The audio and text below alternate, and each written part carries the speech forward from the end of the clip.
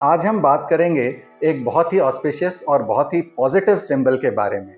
आज हम बात करेंगे एक पीकॉक के फेदर या खुद पीकॉक के बारे में।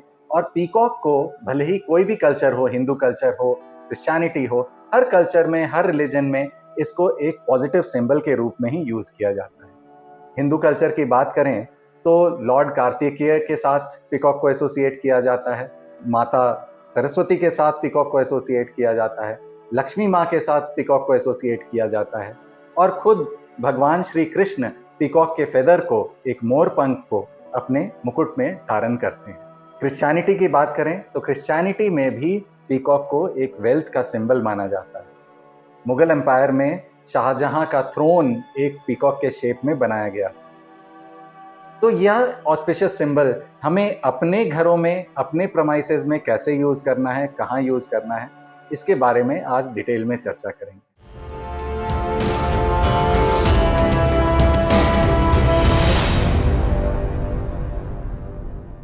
नमस्कार, मैं हूं साकार मोहता, आपका वास्तु कंसल्टेंट। और पीकॉक के फेदर को समझने के लिए सबसे पहले पीकॉक के एट्रीब्यूट्स को समझते हैं। मोर एक ऐसा पक्षी है जो कि बहुत ही डोमिनेटिंग है।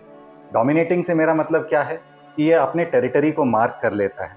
अपने टेरिटरी में ये दूसरे पक्षियों को, दूसरे कीड़े मकोड़ों को, सांप को आने नहीं देता है।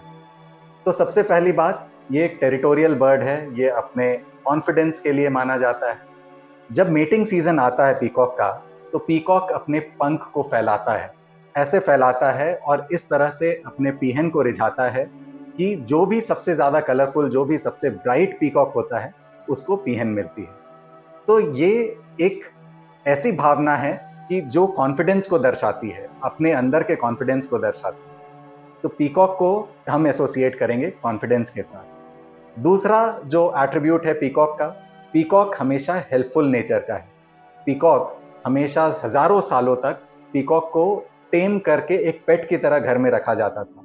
इसलिए रखा जाता था कि जो और कीड़े मकोड़े हैं, सांप हैं, ये घर के अंदर प्रवेश ना करें, चूहे घर के अंदर प्रवेश ना करें, किसी भी तरह के रॉडेंट्स घर में प्रवेश ना करें।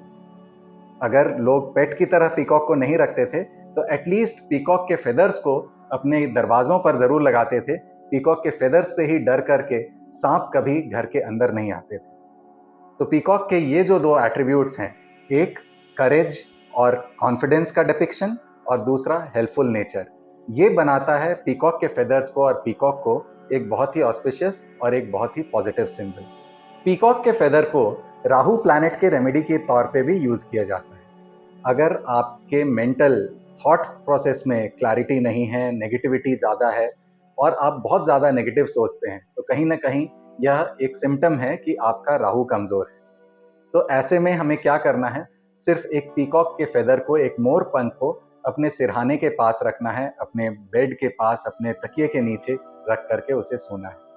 और इससे आप देखेंगे कि धीरे धीरे आपकी नेगेटिविटी दूर होने लगेगी, आपके थॉट्स में पॉजिटिव कैरेक्टरिस्टिक्स ज़्यादा बढ़ने लगेंगे और नेगेटिविटीज दूर हो जाएंगी। आपने कई जगह देखा होगा, मंदिर में, गुरुद्वारे में एक मोर पंख का एक बंडल बना करके, मोर पंख का झाड़ू जैसा बना करके उससे झाड़ा दिया जाता है आपके सर पे।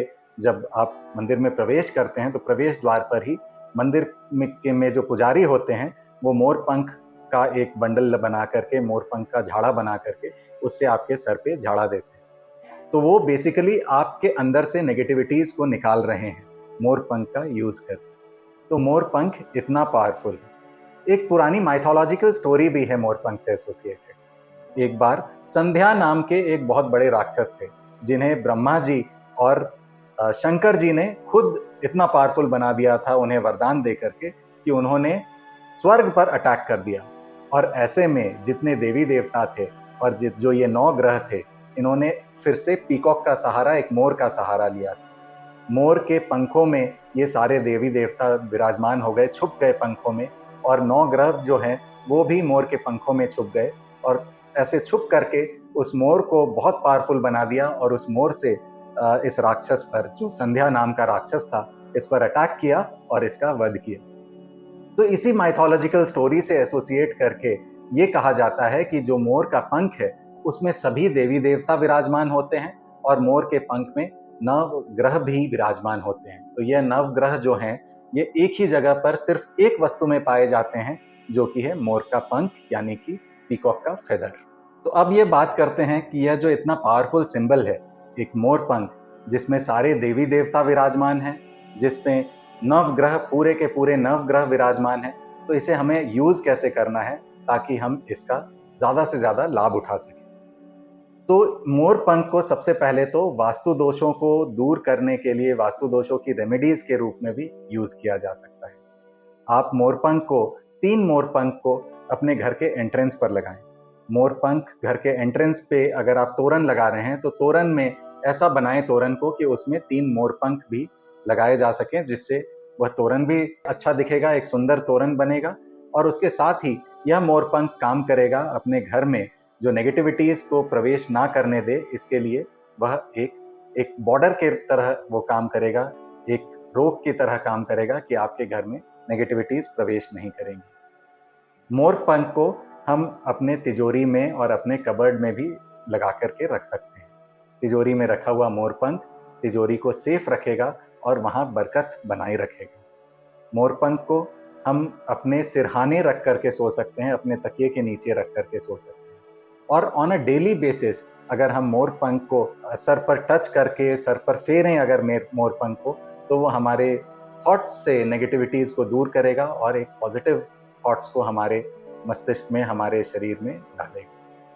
मोर पंख का इस्तेमाल हम अपने फोन्स में, अपने लैपटॉप्स के, अपने कंप्यूटर्स के स्क्रीन में एक डेस्कटॉप वॉलपेपर की तरह भी एक मोर पंख को अपने फोन्स में और अपने मोबाइल लैपटॉप्स के स्क्रीन सेवर के तौर पे और डेस्कटॉप वॉलपेपर के रूप में भी लगाया जा सकता है। मोरपंख इतना ऑस्पिशियस सिंबल है कि इसको हीलर्स यूज करते हैं हीलिंग के लिए। तो आपने देखा होगा कि कई हीलर्स जो हैं, जब आप परेशान हो और हीलिंग करवाने जाएं तो मोरपंख का यूज करते हैं और मोरपंख को स्पर्श कराते हैं आपके शरीर पर, ताकि जिस भी आपके शरीर के अंग में प्रॉब्लम हो तो उस प्रॉब्लम को वो दूर कर सके, सिर्फ मोरपंख के यूज से। तो इस मोरपंख के सिंबल को हमें यूज करना है। एक चीज और जो ध्यान देनी है वह यह है कि हमें मोरपंख नेचुरली डिराइव्ड मोरपंख को ही यूज करना है। हम कई बार आजकल मोरपंख का कल्टीवेशन होने लग गया है, जैसे अंडों का कल्टीवेशन होता है पोल्ट्री में, वैसे ही मोरपंख का भी कल्टीवेशन होने लग गया है। तो इस प्रथा को हमें इतना ज़्यादा एनकरेज नहीं करना है कि मोरपंख का कल्टीवेशन हो। मोरपंख नेचुरली हमें मिलते हैं।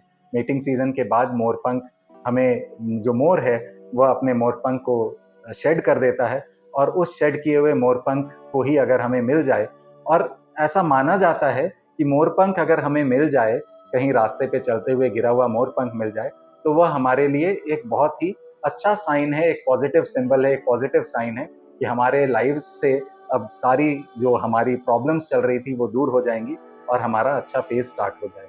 तो यह है मोरपंख के बारे में एक विस्तृत जानकारी जो मैंने दी कि मोरपंख कितना पॉजिटिव और कितना ऑस्पिशियस और कितना पावरफुल सिंबल है, और इस सिंबल को हम ज़्यादा से ज़्यादा अपने लाइव्स में यूज़ करें, ताकि इसके पॉजिटिव एट्रीब्यूट्स का, इसके पॉजिटिव कैरेक्टरिस्टिक्स का हम अपने लाइव्स में एक फ़ायदा उठा सकें और अपने लाइव्स को सुधार सकें। आशा करता हूँ आपको मेरी यह वीडियो पसंद आई होगी। अगर आपको यह वीडियो पसंद आई है तो प्लीज़ इसे लाइक करें और मेरे चैनल को सब्सक्राइब करें, ताकि और ऐसे पॉजिटिव सिंबल्स के बारे में आप और ज़्यादा जान सकें। Thank you so much.